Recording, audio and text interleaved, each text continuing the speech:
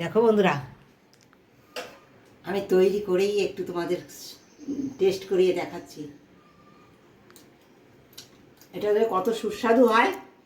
এরকম একটু সামান্য উপরে দই দিয়ে তারপর খেয়ে দেখো, দারুণ সুস্বাদু হয়। একবার ট্রাই করো। অনেক রকম তো খেয়েছো, একবার এইভাবে দই দিয়ে খেয়ে দেখো।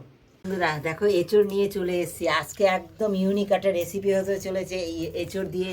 তোমরা আমার সঙ্গে থেকো, একদম স্কিপ করে দেখো না। আর এঁচড়টা দেখো টুকরো টুকরো করে কেটে নিয়েছি, জল দিয়ে সুন্দর ধুয়ে নিয়েছি। তারপরে দেখো এঁচড় এইভাবে কাটবো। তোমরা দেখো, এইটা কাটবো কিন্তু অন্যরকমভাবে, একদম ছোট ছোট টুকরো করব না বন্ধুরা। কারণ এমন একটা রেসিপি হতে চলেছে যেটায় ছোট টুকরো হলে পরে সেই রেসিপিটি হতে অসুবিধা হবে। কারণ দেখো, এই যে এঁচড়টা কাটছি, তোমরা আমার সঙ্গে থাকো। এই মোটা করে কেটে ফেলবো আগে ছিলকাটা। তারপরে দেখো, এই যে এঁচড়টা, এই যে বাতিটা, এইটা আমি সুন্দর বড় বড় টুকরো করে কেটে রাখবো বন্ধুরা। একদম এরকম বড় বড় পিস থাকবে। এই যে দেখো, এরকম বড় বড় পিস থাকবে। সব এরকম বড় বড় পিস থাকবে। একটু এরকম দানা শুদ্ধই যেন থাকে, এরকম দানা শুদ্ধ এরকম মোটা করে রেখে দেবে। আর এই যে দানাগুলো থাকবে, এই দানাগুলো ফেলে দেবে না বন্ধুরা, আমি ফেলে দেবো না।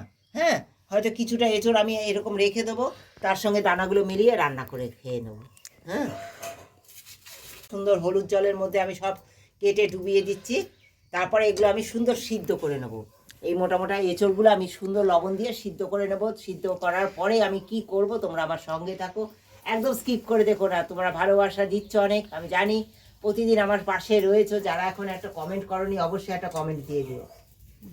এই যে সিদ্ধ করে নিয়ে চলে এসেছি এঁচড়। হ্যাঁ, খুব সুন্দর সিদ্ধ হয়ে গেছে এঁচড়টা। এবার এঁচড় কী করব দেখো, এই যে মশলা নিয়েছি কি কি, একটু লবণ, একটু হলুদ, একটু কাশ্মীরি লঙ্কার গুঁড়ো, একটু সামান্য সামান্য ধনিয়া জিরের গুঁড়ো। তোমাদের এঁচড়ের পরিমাণ অনুসারে তোমরা অবশ্যই মশলা ইউজ করবে। আর সামান্য পেঁয়াজ বাটা, একটু আদা বাটা। আমি রসুন দেবো না। কেন রসুন দেবো না সেটা তোমরা আমার সঙ্গে থাকলে অবশ্যই জানতে পারবে আর দেখতে পাবে।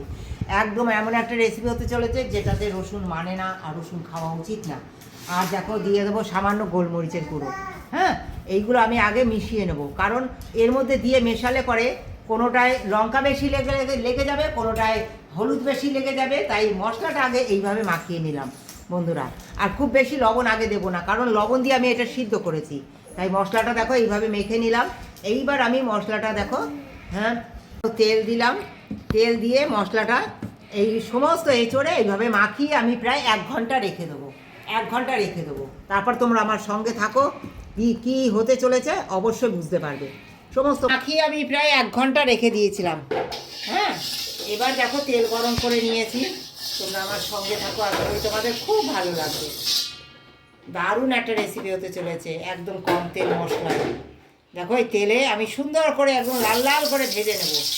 সমস্ত এঁচড়গুলো এরকম করে দিয়ে আমি ভেজে নেবো। একদম দিয়ে দেবো এই ছোট্ট স্পুনের 2 চামচ ঘি। দেখো, দারুচিনি ফোড়ন দিলাম বন্ধুরা। আর দেবো তেজপাতা, দিয়ে দেবো এই যে জয়িত্রী ফুল, আফগানা জয়িত্রী ফুল দিয়ে দেবো। একটা গোটা শুকনো লঙ্কা। মাঝে ফোড়নটা করে নেব।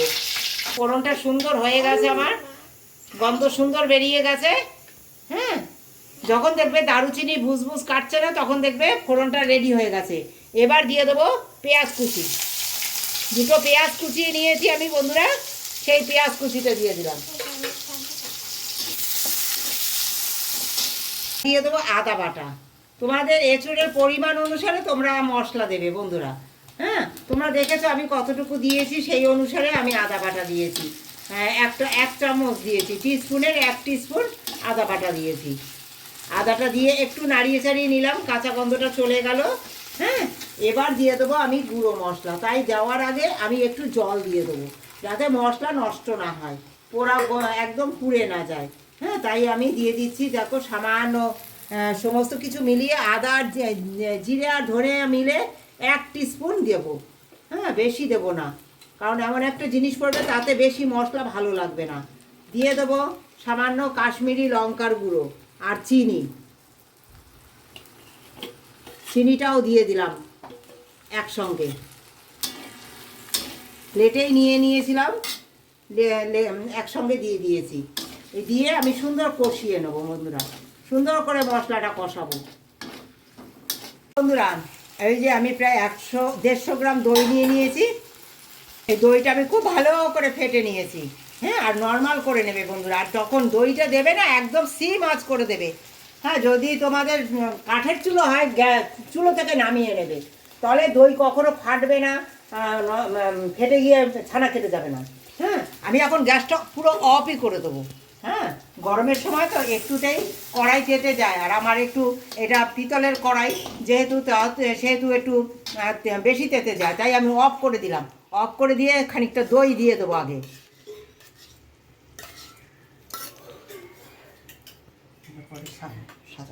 আগে নাড়িয়ে চাড়িয়ে নেবো।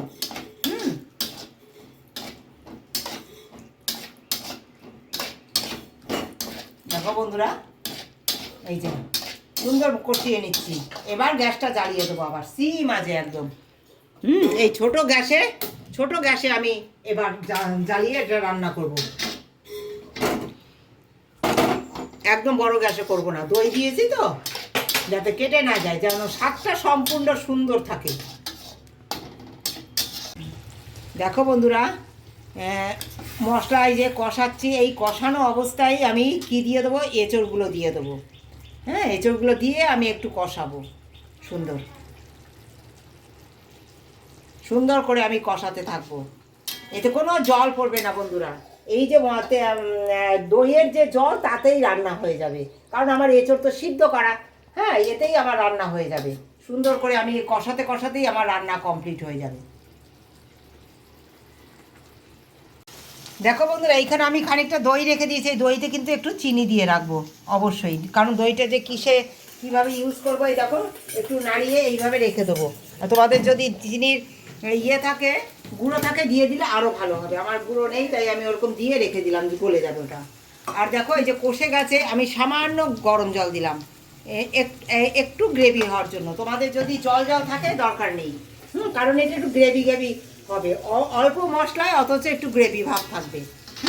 ঝোল হবে না বেশি, এরকম হালকা মশলা, এরকম হালকা রস থাকবে। একদম তৈরি হয়ে গেছে। দেখো, একটু জল, একদম ফুটানো গরম জল দেবে তোমরা বন্ধুরা। একদম যেটুখানি জল দেবে, অল্প তোমাদের যেটুখানি দরকার সেটুখানি দেবে, সেটা অবশ্যই ফুটানো গরম জল দিও, একদম ঠান্ডা জল দিও না, তাহলে এর স্বাদ একদম নষ্ট হয়ে যাবে। হ্যাঁ, আমি সামান্য একটু ফুটানো জল দিয়ে, এই দেখো একটু ফুটে গেল। আর কোনো মশলা দেখো আর লাস্টে ইউজ করছি না। এখন নামিয়ে দেবো কাঁচা পাকা লঙ্কা দিয়ে। যেহেতু আমার এটা দইয়ের রেসিপি, তাই কাঁচা পাকা লঙ্কা দিয়ে নামিয়ে দেবো। দিয়ে এই যে দই তোমরা দেখলে, দইটা আমি চিনি মাখিয়ে রেখেছি। এই দই সুন্দর সার্ভ করার আগে আমি সুন্দর করে দিয়ে দেবো। হ্যাঁ,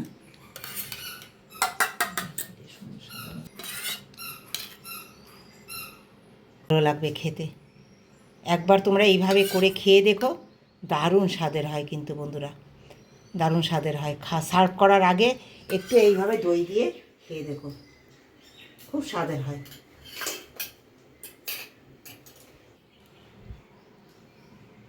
কতটা সুস্বাদু হয়েছে তোমরা দেখতে পাচ্ছ, কতটা সুস্বাদু হয়েছে। কত তেল কম মশলায় আমি রান্না করেছি, তোমরা দেখেছো, অথচ কত সুস্বাদু হয়েছে। যদি ভালো লাগে অবশ্যই একবার তোমরা ট্রাই করো, পাশে থেকে বন্ধু হয়ে অবশ্যই থেকো। আর যদি কারোর কাঁচা দই এইভাবে উপরে দিয়ে খেতে ভালো না লাগে, তোমরা একবারই দিয়ে রান্না করে খেতে পারো। হ্যাঁ, আর যেরকম ভালো লাগে, কিন্তু দই দিয়ে এইভাবে একবার করে খেয়ে দেখো, আশা করি তোমাদের ভালো লাগবে। ভালোবাসা দিয়ে পুরো ভিডিওটা যারা আমার প্রথম থেকে শেষ পর্যন্ত আমার সঙ্গে ছিলে, তাদেরকে অনেক ভালোবাসা আমার তরফ থেকে, অনেক ধন্যবাদ। এইভাবে তোমরা একটা কমেন্ট জানিও, যা তোমাদের এই একটা কমেন্ট, ভালো সুন্দর কমেন্ট আমার পরের দিনে ভিডিও করবার জন্য অনেক উৎসাহ জাগায়। আর এইভাবে তোমরা আমার বন্ধু হয়ে, ছেলেমেয়েরা, মাসিরা, ভাই বোনেরা সকলের সঙ্গে থেকো, যেন তোমাদের মতো সকলের মতো আমি এগিয়ে যেতে পারি।